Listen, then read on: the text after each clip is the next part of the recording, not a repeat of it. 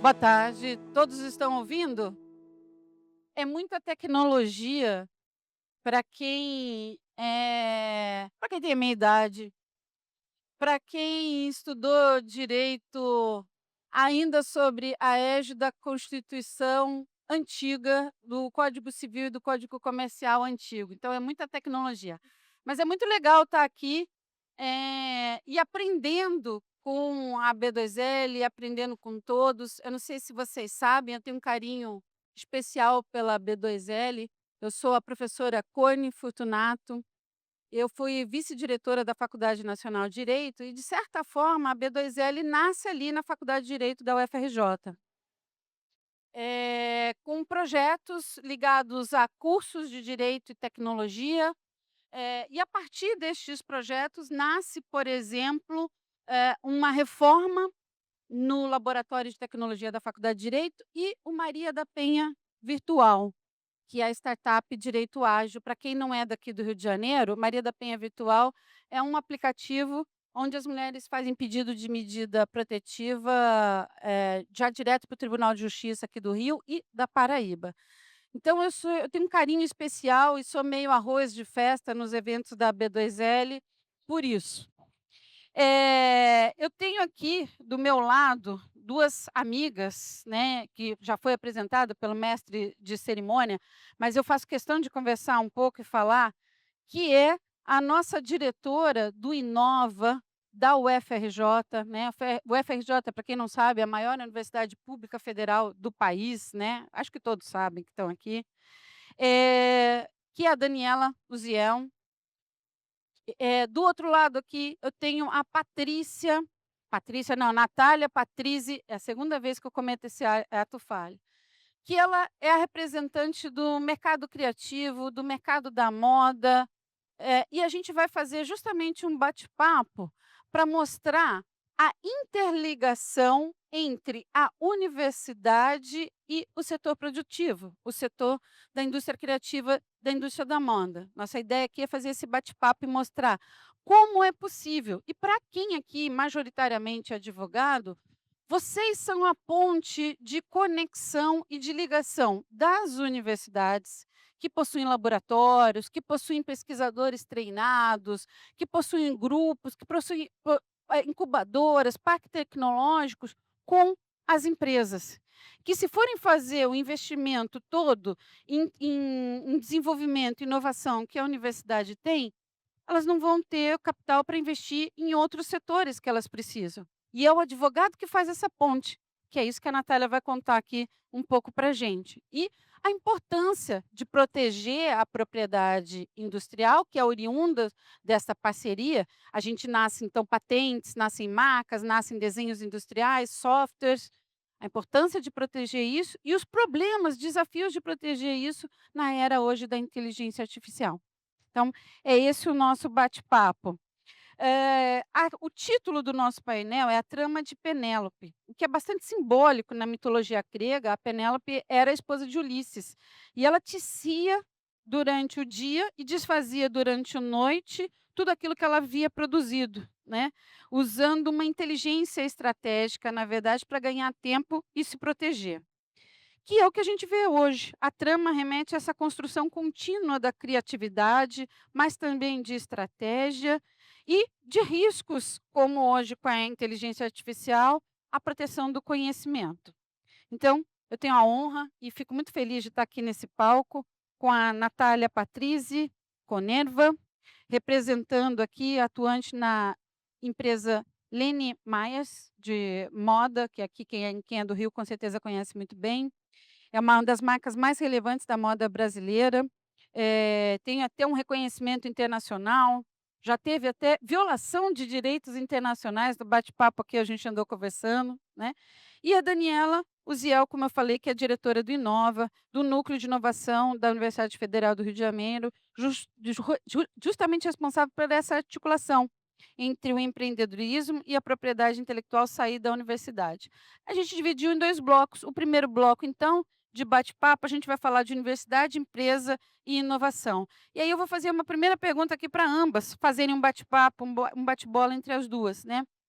Quando, falamos em parceria, universidade e empreendedores, o que se imagina é a alta tecnologia, né, que a universidade vai só desenvolver peças de avião, equipamentos para a indústria de petróleo, soluções de doenças, como da pesquisadora Tatiana lá, da UFRJ em relação à paralisia.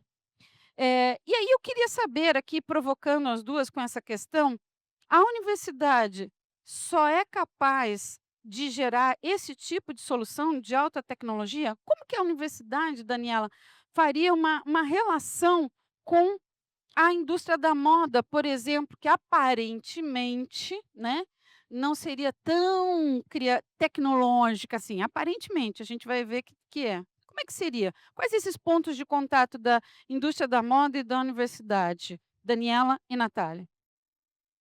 Começo? Tá bom. Obrigada, Cone, pela apresentação, obrigada pela presença. Eh, assim, quando, trouxeram esse tema, na verdade eu fiquei feliz, porque geralmente a gente fala sobre alta tecnologia, né, quando pensa em uma universidade, de ponta como é a UFRJ aqui no Brasil. Só que as grandes universidades, elas têm eh, abrangem todas as áreas do conhecimento, né. Se a gente olhar, a UFRJ ela abrange todas as áreas do conhecimento, com exceção de veterinária. Mesmo assim, tem alguns estudos que estão relacionados à ciência dos animais. Então, em teoria, a gente pode interagir com qualquer indústria, com qualquer setor industrial, né. Ele acaba sendo muito forte nas que são, alta tecnologia, né, se a gente usar aquela divisão da OCDE que divide as atividades econômicas entre alta, média, média baixa e baixa, a gente acaba tendendo a estar lá entre a média alta e alta. Mas isso não impede que haja a construção de qualquer outro conhecimento. Então, antes de chegar na moda, assim, só para a gente dar 2 exemplos, as maiores empresas que a UFRJ já gerou, né, que foram spin-offs um dia, hoje em dia são grandes empresas, são 2 empresas de consultoria, né, que é a Elo e a Visagio. Então, são engenheiros de produção que adquiriram seus conhecimentos na UFRJ e levaram isso, para frente como empresa e são super bem-sucedidos, são empresas que têm hoje aí 800 funcionários, né, então a gente é capaz de varrer todos os campos. E moda é uma indústria super inovadora, né, é uma indústria que faz um ciclo muito mais curto do que todas as outras. Então, se a gente pensar aí a indústria da construção civil, que faz ciclos super longos de décadas, né, indústria automobilística, mecânica, que dura, às vezes até século.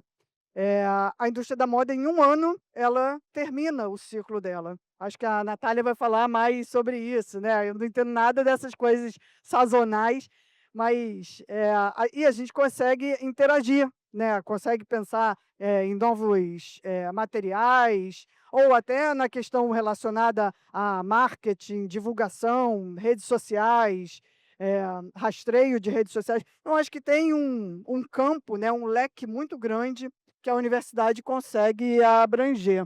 Vou passar a bola aí para a Natália, que acho que ela consegue dar uma situada muito melhor do que eu. Obrigada aqui pela apresentação e agradeço pelo convite de estar aqui. É isso, a indústria da moda é uma indústria criativa, né, não tem dúvidas sobre isso, e ágil, muito ágil. A gente esse ano, por exemplo, na Alene, a gente tem previsão de 4 coleções é, anuais, né, fora as coleções cápsulas, né, a gente eventualmente tem, alguma coisa mais pontual ali, alguma collab, alguma coisa que acontece no meio do caminho. Então, eu estava conversando inclusive para fazer contratos e tal, a média de tempo que uma peça fica dentro da loja é 6 meses, né, o tempo dela de venda, e aí depois ela pode ser escoada para outros canais, para enfim, liquidações e tal, mas o tempo dela de exposição lá na loja, né, é de 6 meses, então é esse o tempo que a gente tem de exposição do trabalho artístico ali, do trabalho, que eventualmente a gente tem para proteger. E aí, falando um pouquinho dessa questão que a Coni provocou aqui, da conexão, né, da uni com a universidade, a gente tem que eu vejo por enquanto, né, muito, procura de parcerias, mas de alunos que chegam querendo fazer imersão, querendo participar, não chega a ser um estágio. A gente teve uma universidade que procurou a gente, para estágio, enfim, para trazer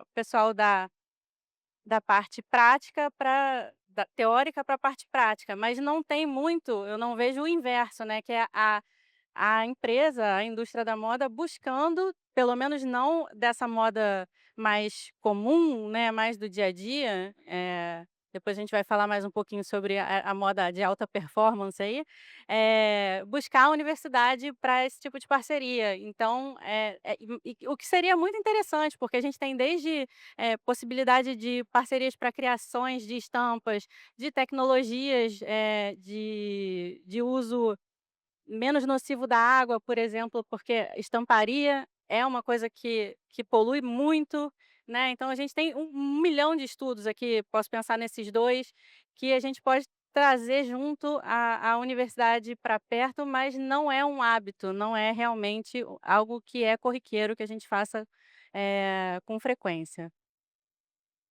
Eu acho que o fato de não ser corriqueiro ainda, e não ser com frequência ainda, no meu modo de ver, está muito ligado a um mito de que é muito difícil conseguir se relacionar com a universidade, né, com os advogados da universidade, a AGU, né, e os contratos. Mas, eu acho que a Daniela pode falar para a gente, por exemplo, a experiência da UFRJ e outras universidades que a gente sabe, de desburocratizar, ou melhor, de organizar esse processo para poder estabelecer parcerias mais fortes. Por exemplo, não sei se vocês sabem, um pesquisador pode se licenciar, a Daniela pode contar isso melhor, ele pode se licenciar durante um tempo e trabalhar numa indústria privada. Isso vai ser muito bom para a universidade, porque ele vai lá, vai coletar informações do mercado, vai vir e vai trazer soluções práticas para dentro da universidade. A empresa pode usar laboratórios da universidade. A empresa pode se incubar na universidade. Daniela vai contar um pouquinho mais como é que poderia ser isso junto, pelo menos, ao UFRJ.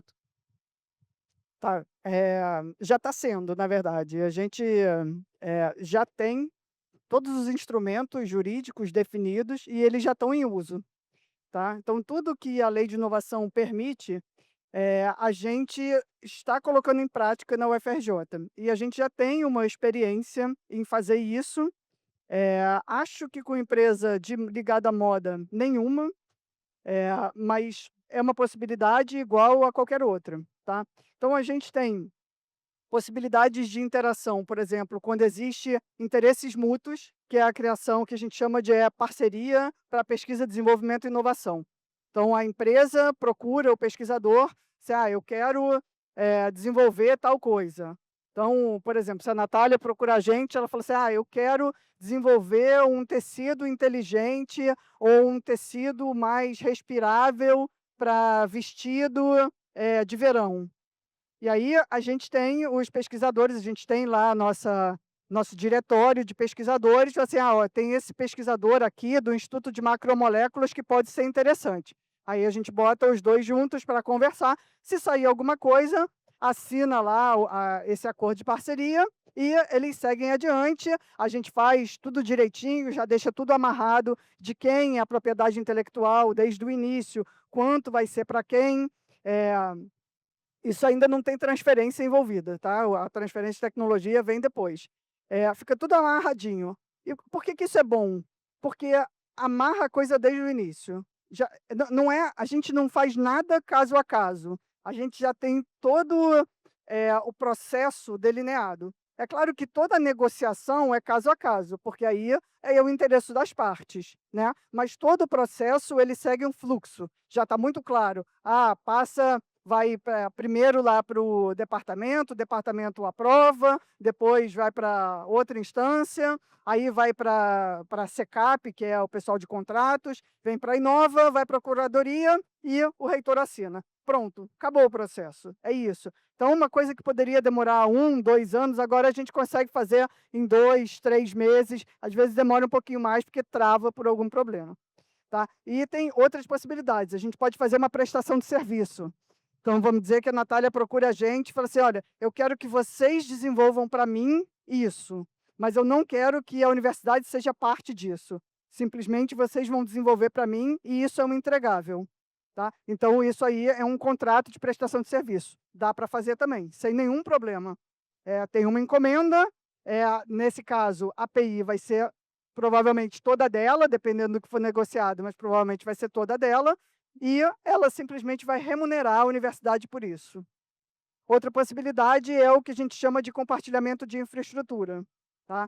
Então ela, vamos dizer, ela vira para a gente e fala assim: "Ah, não, eu quero usar só a instalação de um laboratório da escola de química para testar um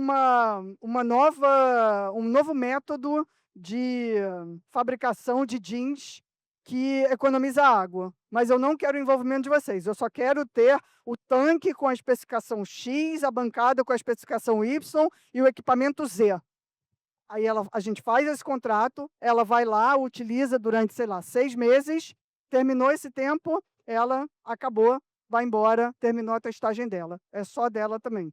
Então a universidade tem essa possibilidade de ser a parte de pesquisa, desenvolvimento de inovação de uma empresa, totalmente. E a gente tem muito interesse. É claro que a gente gosta mais de que ocorram parcerias, porque a gente cresce muito com isso também.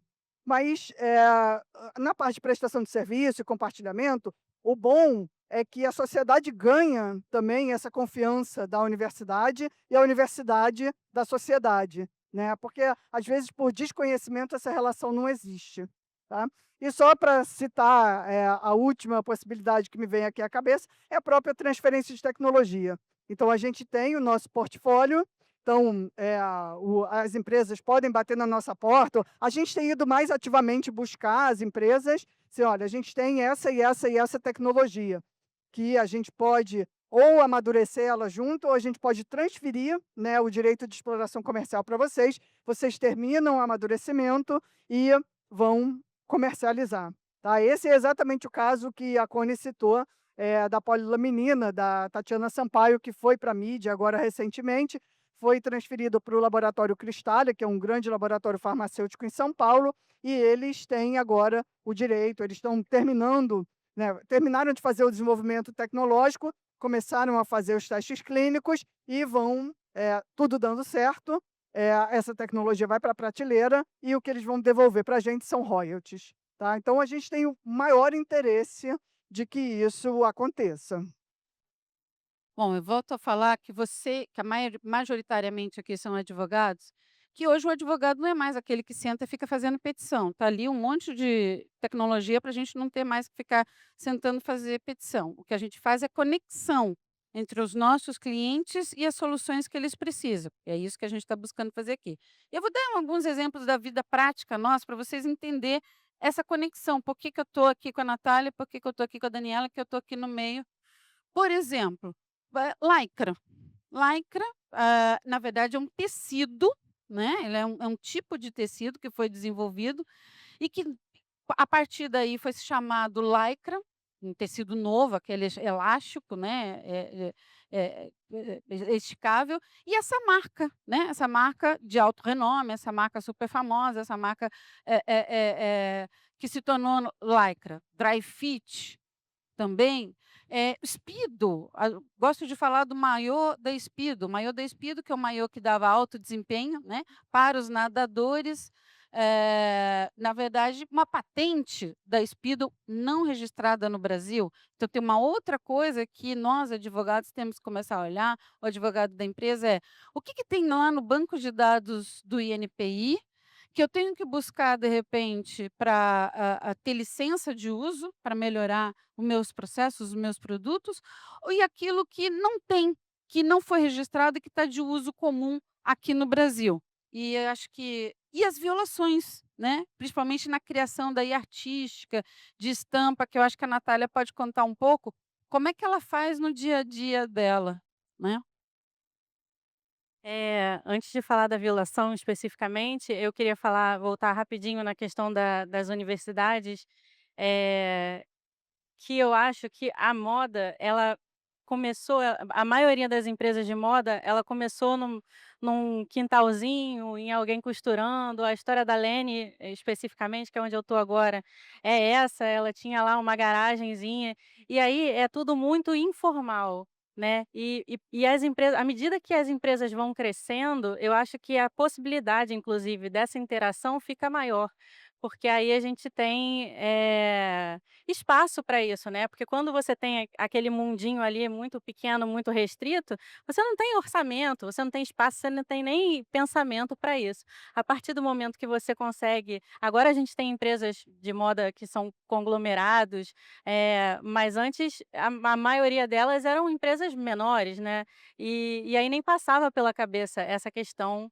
se você não fosse uma empresa que vendesse, por exemplo, para atleta ou enfim, um desenvolvimento de uma tecnologia muito específica, de procurar a universidade, mas eu acho que isso, deve mudar, né, acho que a gente está aqui também para isso.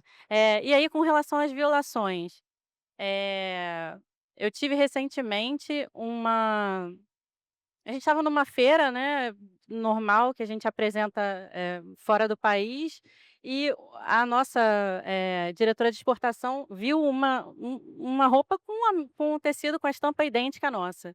E veio para mim e falou: "Olha, tem uma estampa idêntica aqui, toma aqui essa foto e resolve aí o problema".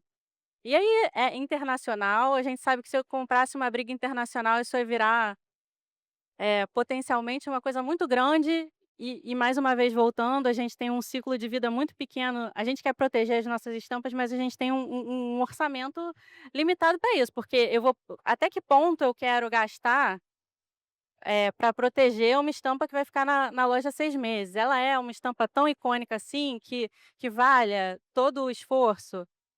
Enfim, são muitas reflexões que a gente tem que fazer com relação a isso. Mas independente de qualquer coisa, uma medida que eu sempre adoto é notificar. E essa empresa era uma empresa francesa, era uma feira na França, e eu notifiquei.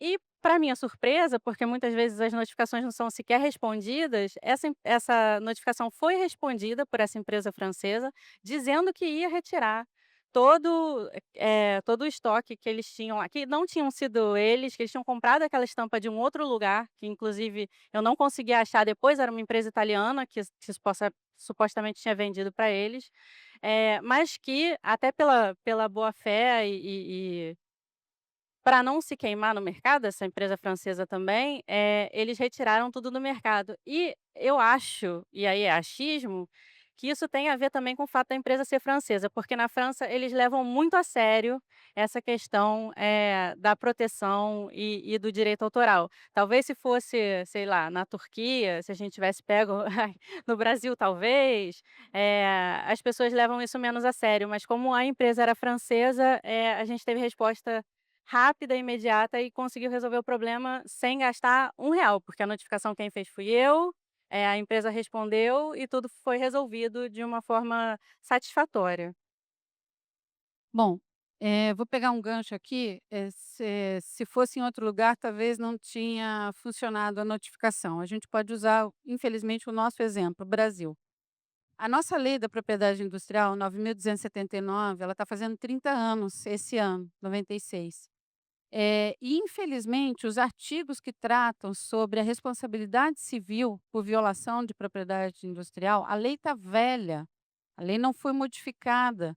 30 anos, a gente já tem 2 códigos civil, já estamos falando de um terceiro código civil, inúmeras reformas no Código de Defesa do Consumidor, nenhuma vez a gente teve uma reforma na lei da propriedade industrial. Teve uma que pelo próprio STF, o artigo 40 lá, prazo de patentes. E aí o que a gente vê é que a responsabilidade civil em relação aos danos por violação de propriedade intelectual no Brasil, o crime compensa. Esse é um problema, e isso afasta muitos empresários, e eu acredito que até mesmo a universidade, de estar protegendo. E aí eu vou dar um gancho aqui, já entrando na questão do uso da inteligência artificial, né, nas criações. Criações de patentes, criações de marcas, criações de desenhos industriais, de estampas, criações de direitos autorais, criações em geral. A gente usa inteligência artificial, não dá para negar que ela faz parte hoje da nossa vida, até para corrigir um texto e depois aparece aquele bando de travessão, e a gente já sabe que foi feito pelo ChatGPT, né. A gente usa e não vai fazer parte cada vez mais, nós usamos no dia a dia, os pesquisadores usam, as empresas usam a inteligência artificial, mas a gente não tem uma regulamentação, a gente não tem uma legislação sobre isso. E eu não sei se a gente vai ter tão em breve, a gente vê uma paralisia do Congresso. A gente não tem uma legislação nem de direitos autorais, 9.610, nem a 9.609 de software, nem a 9.279 preparada para isso, para essas questões da inteligência artificial. Mas a gente tem uma convenção internacional, que é a Convenção de Berna, que trata dos direitos autorais, que vem mais ou menos regulamentar essa questão toda, que vai dizer o seguinte: que as criações, para serem protegidas, elas têm que vir do humano. São chamadas as criações do espírito, do humano. Isso afastou, por exemplo, no passado, a proteção de uma selfie de um macaco, que queriam que o macaco fosse o titular dos direitos. E isso tem afastado essa regra que vem da Convenção de Berna, que vem no nosso direito, afastado a questão da inteligência artificial, os provedores de inteligência artificial, como é que chama? A Autora, o dono do ChatGPT, a Meta, eles serem titulares de direitos autorais ou de direitos patentários. Então, as poucas decisões judiciais que a gente tem vêm no sentido de que as criações não são da inteligência artificial. Tem que ter um humano. Quem é esse humano? Geralmente é o humano ali que está por detrás do prompt. E aí eu vou fazer a pergunta para as duas e as duas me falam como é que as empresas e como é que a universidade está preparando ou está se preparando para o uso da inteligência artificial, para o pesquisador usar para resolver, para criar uma solução para na empresa, o estilista criar uma estampa, usar a inteligência artificial, quais são as regras, de compliance ou as regras de uso, já que a gente está num universo que juridicamente ainda não tem, muita resposta, a não ser essa, que a criação é do humano, do espírito. Aí É, vocês escolhem.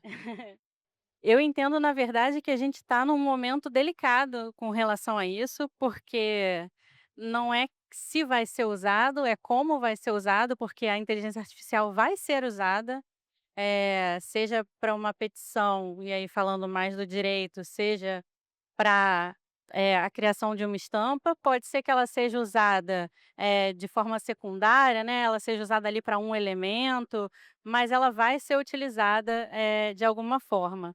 E isso fragiliza as nossas possibilidades de defesa, né, porque principalmente com relação à estampa, e essa agilidade da estampa, a gente se fiava muito no fato de que da proteção do direito, autoral, e aí a gente não precisava registrar, enfim, a gente tinha outras formas, pode fazer um registro em blockchain, que seria uma coisa mais barata. E hoje, a gente pode pensar que talvez nem a proteção dessa estampa a gente tenha.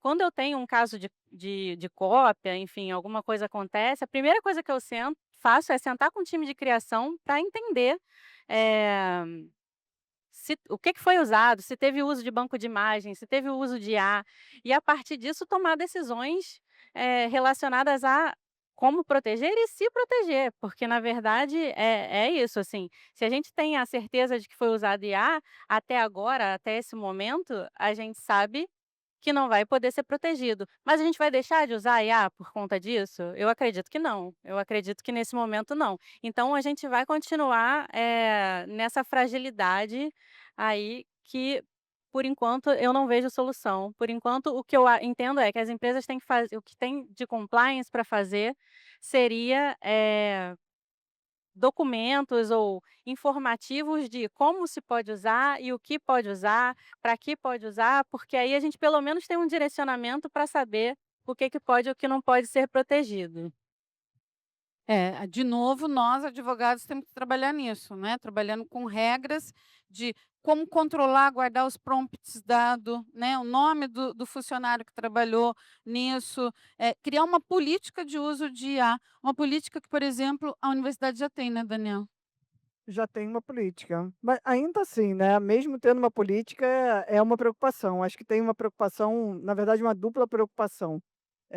Uma preocupação do ponto de vista do que é criação e do ponto de vista do que é sigilo, né. Então, criação, assim, por exemplo, quando a gente protege, software, né, lá, é uma proteção fraca, mas a gente faz a proteção de software. A gente não pergunta para o pesquisador o quanto de IA ele usou para fazer aquele código. E todos eles usam. Você faz o prompt para o código ser feito, e isso agiliza muito. E, eles fazem várias IAs funcionarem ao mesmo tempo.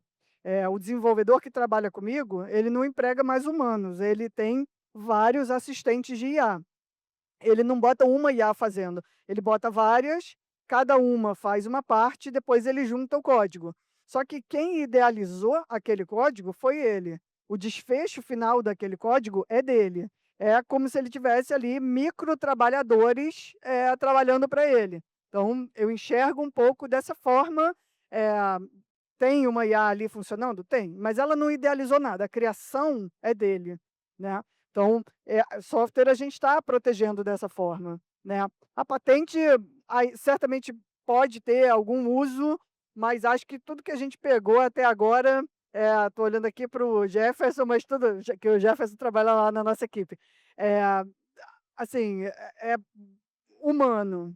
Mas eu acho que tem uma preocupação maior, que é a questão do sigilo, né, assim, nenhuma dessas IAs roda no Brasil. Todas elas são estrangeiras. Nenhuma delas te garante nenhum tipo de proteção. Inclusive, elas aprendem com o que você dá para elas, né. Então eu não posso ficar rodando banco de dado. Eu, por exemplo, rastreio destino profissional de egresso.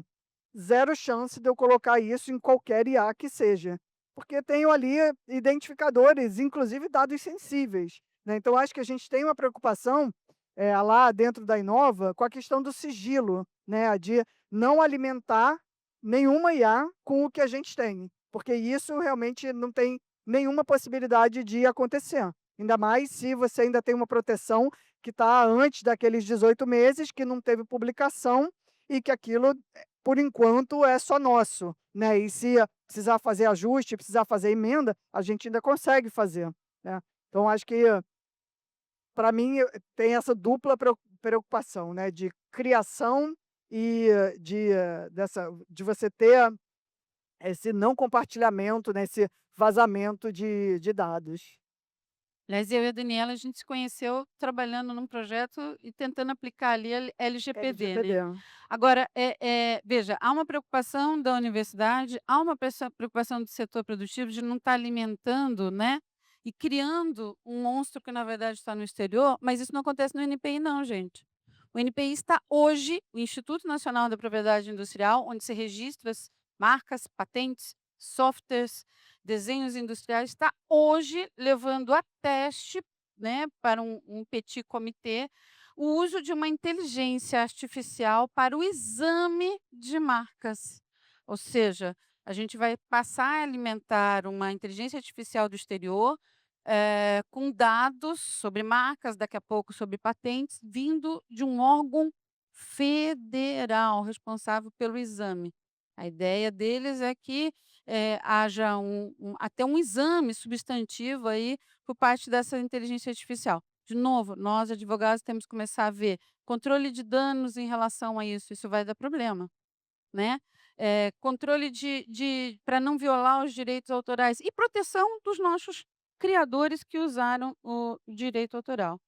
Bom, eu acho que a gente está chegando um pouquinho ao fim, e aí eu queria que as 2 interagissem aqui, e pudesse pensar uma pergunta uma para a outra, e eu vou deixar uma pergunta final, que é: como é que vocês imaginam essa proteção, dos intangíveis, né, da indústria no setor produtivo, na universidade, nesse imaginário mundo novo aí da inteligência artificial? Mas eu também queria que vocês 2, uma uma provocasse a outra aqui para a gente finalizar. Não sei respostas, acho que tudo é muito novo ainda. Penso muito parecido com ela em relação às estampas, porque tem um humano ali por trás fazendo a criação, então não é só a IA está trabalhando junto, mas isso também é discutível, enfim. E a minha pergunta, a minha provocação é como que você acha que a indústria, enfim, da moda especificamente no meu caso, pode se aproximar mais, de forma efetiva da universidade? Tá, na verdade eu ia nesse mesmo caminho, né, acho que a gente tem o Brasil, ele tem uma indústria pouco inovadora, né, uma indústria pouco inovadora porque tem um mercado doméstico imenso, e aí fica focado no mercado doméstico, não precisa competir. Acho que a gente pode aproveitar essa esse momento aí de transição que a gente está, de indústria 4.0, de uso de inteligência artificial, para buscar ter uma indústria mais inovadora, né, e fazer com que a gente tenha necessidade de interagir mais, né.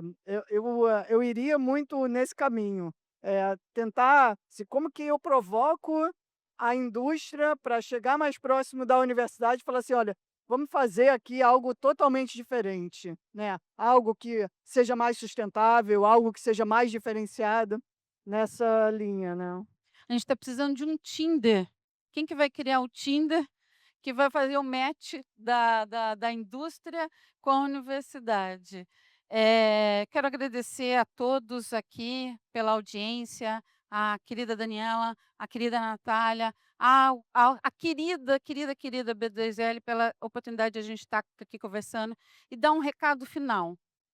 A propriedade intelectual industrial, ela não morreu com a AI nem com nada disso, ela é necessária. Se vocês verem as últimas matérias, por exemplo, Taylor Swift registrando a sua voz para poder não ser reproduzida por inteligência artificial. Então a gente tem que começar a pensar em usar. Foi assim que os chineses cresceram. Eles cresceram fazendo, na verdade, registros de propriedade intelectual largamente no mundo. E está na hora da gente começar a proteger a propriedade intelectual das nossas empresas, da nossa universidade, do nosso dia a dia, contra, eventualmente, a própria inteligência artificial que a gente usa. Obrigada. Obrigada.